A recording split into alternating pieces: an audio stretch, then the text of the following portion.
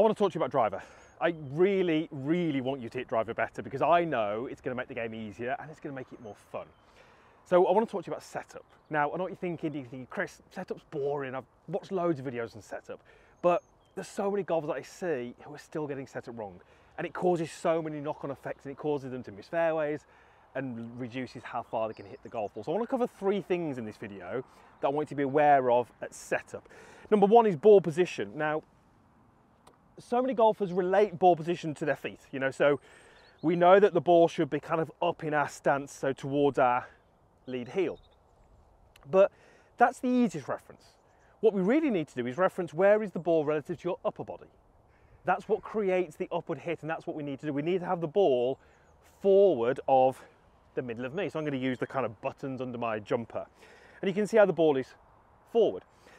So what happens very often with a driver is because the ball is so far forward, golfers will set up and they'll position their feet and the ball is at their lead heel, but they reach over this way. And when they reach over this way, look at where my buttons are relative to that ball.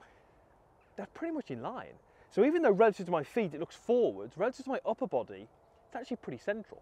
So I want you to make sure that when you're looking at ball position, yes, you can relate it to feet, but get it forward of the center of you. Get your sternum middle of your heels like I've got it there. That means that the ball is now forward of me, and that's really important because when it's forward of me, it does 2 things. Number 1, it means that there's a greater chance of that club moving upwards when it hits the ball, so we get a positive attack angle.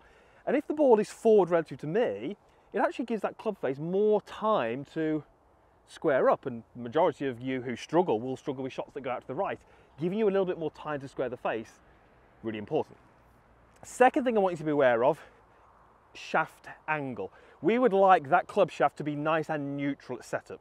This would be neutral, okay? But watch what happens when I set myself up. We've just spoken about how my head will be behind the golf ball. So as I look down at that ball, to me, that can look as if the club shaft is nice and neutral because as I look down, it looks straight to me. Now I know that's not straight, I know that is straight. But from my viewpoint now, that looks a little different, okay? So we don't want the club shaft to look straight to you, we want it to be straight, and that's really important. So I want that club in this position where the grip of the club is on the inside of my lead thigh. That's when I know that club shaft is nice and neutral. Now why is that important? Well, have a look at the club face again. If I start to move the handle back, the club face starts to close, handle forward starts to open. So if we don't have the club shaft neutral, we don't have the face sitting neutral. And if the face isn't sitting neutral, well, you're already off to a more difficult start. So we're going to have our ball position correct, and we're going to have our shaft neutral. Now the final point, I want you to come around this way and have a look from down the line.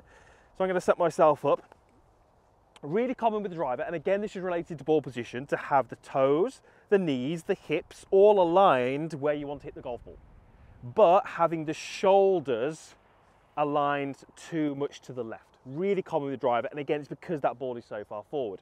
Now from here, there's a couple of things going to happen. Either the golf club's going to get taken out this way, and we're kind of promoting that sort of out to in slice, or the golfer gets a little bit aware of that and they start to then roll the club inside with their hands. Either's not going to really help you. So the final thing here, just to make sure you're setting up correctly, is to make sure your upper body is falling into line with your lower body. And for many golfers, that is a sensation of taking this trail shoulder, dropping it down and back, and adding a little bit more bend to that trail arm. So suddenly, my shoulders are now more into line.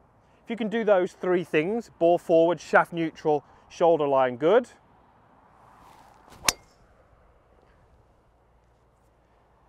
you're putting yourself in a much, much better place to start from. And if you can start the golf swing from a better place, you'll probably finish it in a better place, and ultimately your golf ball will finish in a better place, which is in the fairway.